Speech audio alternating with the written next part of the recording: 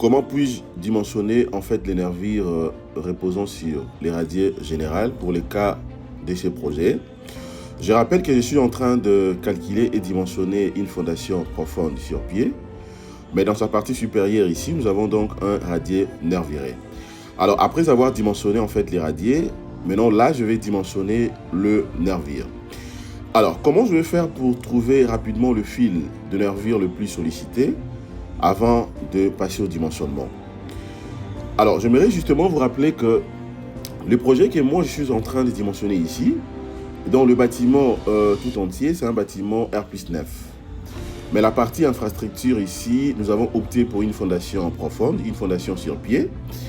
Alors, après avoir dimensionné les radiers, comme je l'avais dit, je vais vérifier d'abord le fil de nervure le plus sollicité, ensuite passer au dimensionnement.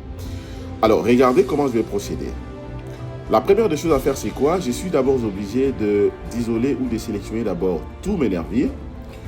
Je vais cliquer d'abord à vide ici. Je clique à vide pour désélectionner en fait cette roulette. Je vais cliquer là. Je clique, j'applique. OK. Je vais utiliser la sélection spéciale. OK. Afin de sélectionner directement donc tous mes nervures. Je viens ici. Pour la sélection spéciale, je vais venir là. Je prends sélection spéciale. Et ensuite, je vais cliquer sur sélection par couleur. Voilà, la sélection par couleur, les tableaux apparaissent ici. Et maintenant, je vais faire comment? D'abord, je viens ici, je vais prendre la combinaison en Eli. Je prends la combinaison en Eli. Et puis, je clique sur attributs. Je vais prendre maintenant dans les dimensions de nervure. Alors, la section de nervure est de 100 multiplié par 120. Donc, 1 mètre fois 1 mètre 20. Et puis, je vais cliquer de l'autre côté ici sur plus. Voilà, dès que je clique, et là, vous remarquerez que j'ai sélectionné tous mes nervures. Je vais maintenant les isoler. Donc, je viens ici, je vais cliquer sur isolement. Voilà, j'ai les isole. Ensuite, à partir d'ici, je peux maintenant vérifier en fait le fil ou le nervure le plus sollicité. Comment faire? Je viens là, je prends dans résultat et puis diagramme barre. Voilà, ce tableau de diagramme apparaît. Je vais cliquer sur le moment suivant la direction des Y. Je peux voir aussi les moments de torsion. Si je vérifie d'abord moment suivant la direction des Y. Je m'en vais au niveau des paramètres, la description cochée, différencier coché et uniforme. Et ensuite, j'applique. Voilà. Dès que j'applique, les amis, regardez à quoi ça ressemble. OK? Donc, à ce niveau ici, je vois très bien et mes sollicitations. Je vois les sollicitations de tous les nervures. Alors, étant donné que moi, je suis en train de vérifier, soit dimensionner le fil, ou bien, justement, la portion des nervures ayant une grande sollicitation. Maintenant, ce que je vais faire, je vais d'abord cacher, en fait, des croquis des profilés, dans la section de tous mes profilés de nervures. Je vais cliquer de l'autre côté ici, je clique. OK? Et après, maintenant, je peux augmenter, en fait, le diagramme. Je viens ici, je vais cliquer sur taille des diagrammes, 2 fois. J'applique. OK, super. C'est génial. Alors, observons maintenant le sollicitation ou le valeur que je viens d'obtenir ici. Alors, d'une manière générale, ici, je vois que j'ai 2 valeurs max. Donc, 2 valeurs max, c'est-à-dire max entravé et max aux appuis. Donc, s'il faut prendre 2 valeurs de moment max, bien évidemment, entravé, ça sera dans la valeur de 3212,44. OK? Donc 3212,44. C'est ça la valeur de moment max, bien évidemment, et donc entravé. Alors s'il faut prendre maintenant la valeur max des moments aux appuis, ça sera moins 6116,80. Ça c'est la valeur max, mais aux appuis. Alors entre les deux maintenant, s'il faut considérer la valeur max donc de ce que je viens de faire ici, donc de tous les nervures, la valeur max, ça sera justement de 3212,44, tel qu'est énuméré ici. Vous avez donc la valeur max. Et le min, étant donné que c'est négatif, donc c'est moins 616,80. Alors, maintenant, en termes de dimensionnement, les amis, comment je vais procéder ici? Les dimensionnements, c'est que moi, je vais faire entre les deux valeurs. Je suis obligé de considérer donc une valeur max entre les deux. Étant donné que ça, c'est la valeur max, mais aux appuis. De l'autre côté, c'est la valeur max entravée. Donc, entre les deux, je vais travailler avec ce fil. OK? Donc, la valeur que moi, je vais considérer comme la valeur max, ce sera la valeur de 6116,80 que j'ai pris en valeur absolue. Et donc, entre les deux, le fil que moi je vais dimensionner, donc ça sera justement ce fil. Ça sera bien évidemment ce fil. Alors, dans ces cas, donc, je vais cliquer à vide. Je clique à vide. Voilà, donc je clique à vide. Je peux soit sélectionner directement ce fil par le numéro de chaque nervure, ou carrément, je peux venir là, je commence tout simplement à sélectionner ce fil. Ok, moi je vais dimensionner en tout cas tous les fils, donc je vais prendre les tout. Mais je peux également dimensionner seulement une portion. Ça va rien changer, en tout cas il n'y aura pas de problème. Attention, je suis obligé de me rassurer que ce que je prends là, c'est effectivement ça. Regardez, c'est pas ça, je clique à vide. Ok, il faut bien voir. Je vais d'abord cacher encore les croquis. Ok, ok. Vous voyez? Donc c'est suivant cette direction ici. Voilà. Ok, je clique là. Voilà, excusez-moi pour la voix, je suis un peu grippé là. Je prends ça. Ok. Après ça. Voilà, ensuite ça. Ok. Et donc là, je me dis, c'est bon déjà. Je peux maintenant cocher ou sélectionner le numéro de chaque nervure. Je sélectionne ça comme ça. Et ensuite, maintenant, comment je vais faire? À ce niveau ici, je peux venir directement ici. Je prends donc dimensionnement. Alors, je vais commencer d'abord par quoi ici? Je prends ferraillage. Ok? Ferraillage théorique. Poutre ou poteau. Je prends paramètres réglementaires. Très important. Je vais cliquer ici.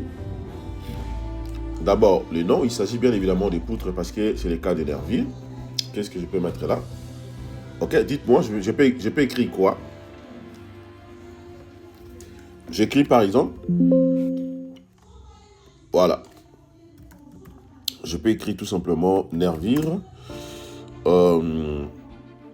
Nervure. Voilà. Bon. J'écris fil.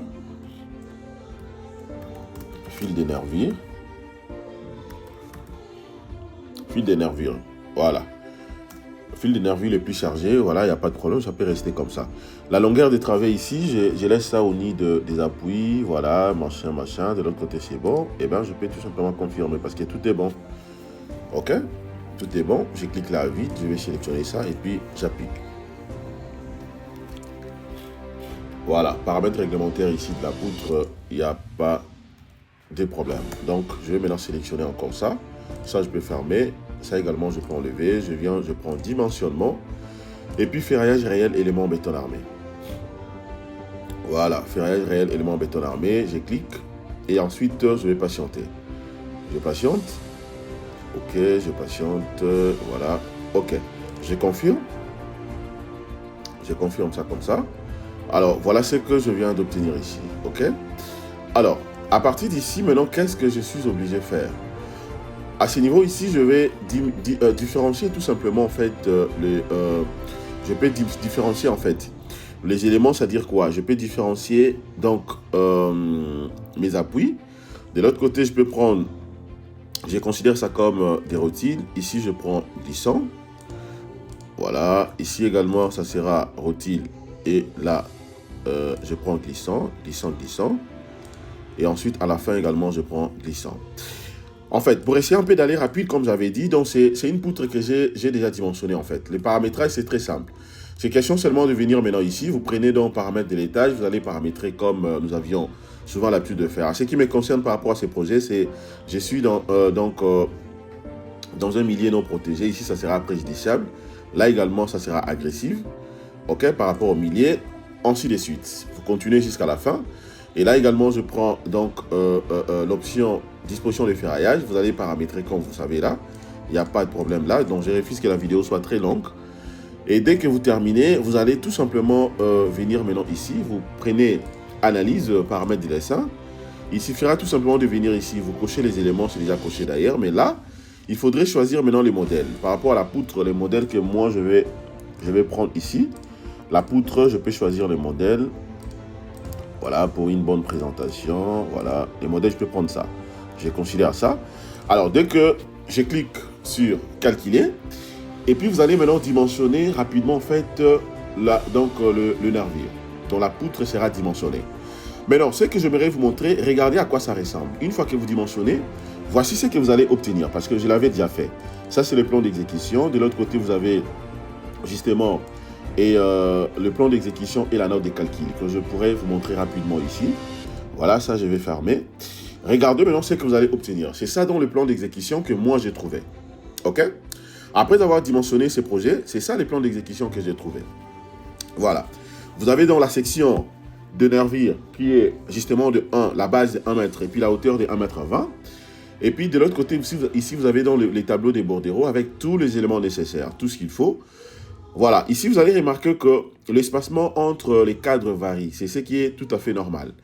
Donc, au fur et à mesure, vous vous rapprochez au niveau de l'appui. Vous allez comprendre que l'espacement est de 10 cm. Des 10 cm de part et d'autre. 10 cm, ici également 10 cm. Justement parce que vous le savez très bien, au niveau des appuis, c'est là où nous avons des moments négatifs.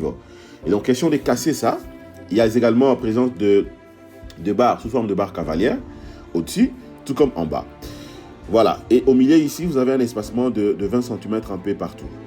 OK? Donc, regardez comment c'est bien présenté. Là, vous avez donc la coupe AA ainsi que la coupe BB. Donc, autrement dit, la section transversale. La section transversale, de part et d'autre. Vous avez tous les éléments nécessaires. Vous avez donc même les barres. Regardez, donc c'est bien présenté. La description au niveau des cartouches, c'est comme j'avais dit, donc ça dépend de vous. Vous pouvez compléter d'autres informations ici à ce qui concerne, par exemple, le bureau d'études qui a dimensionné les projets ou l'ingénieur qui a dimensionné les projets, ainsi que le numéro de téléphone. Alors là, tenu au fait c'est 0, la fissuration, comme je l'avais dit, c'est préjudiciable. Reprise de béton, oui, ainsi de suite. Et là, vous avez la suite, bien évidemment, du fil de nervure, ainsi de suite, jusqu'à la fin. OK? Voilà, donc c'est comme ça que vous allez interpréter en fait le plan d'exécution. C'est pas compliqué, c'est très simple, c'est vraiment simple. La section ici, comme je l'avais dit, c'est une section de 100 x 120. OK? Nervure posée sur les radiers. Voilà, la nomenclature, tout ça on peut modifier. Donc pour ce faire, c'est très simple, c'est question d'aller au niveau des projets. Je peux vous montrer avant de terminer cette formation. La note de calcul également, comment comprendre rapidement cette note de calcul. Voilà, je viens là, la note de calcul de nervure posée sur les radiers. Vous avez les niveaux, OK? La hauteur, c'est comme j'avais dit, donc la profondeur est de moins 10. Étant donné que nous avons dimensionné dans le nervure qui est au-dessus, ça fera donc plus 10. Le nom et tout ce qui va avec. Là, vous avez donc les caractéristiques de matériaux, voilà. Et densité 2500 kg par mètre cube. Vous avez HA 500.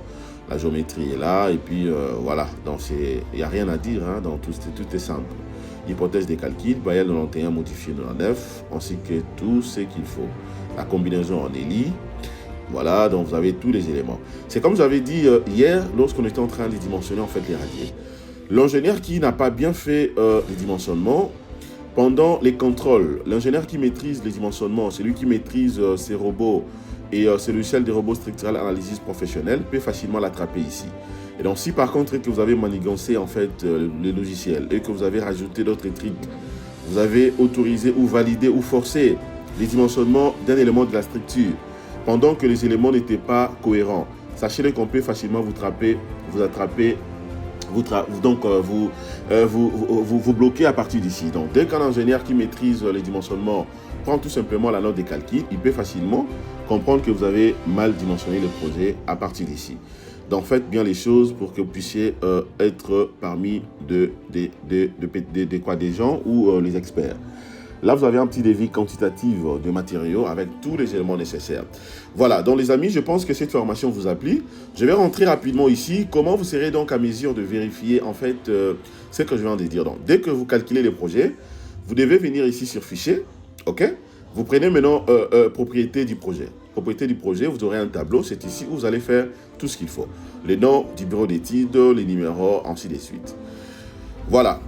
Les amis, restons connectés. Nous allons continuer encore les séries de formations. Ce n'est pas encore fini. Donc, l'idéal pour moi, c'est que je vais aider tout le monde. Voilà. Merci.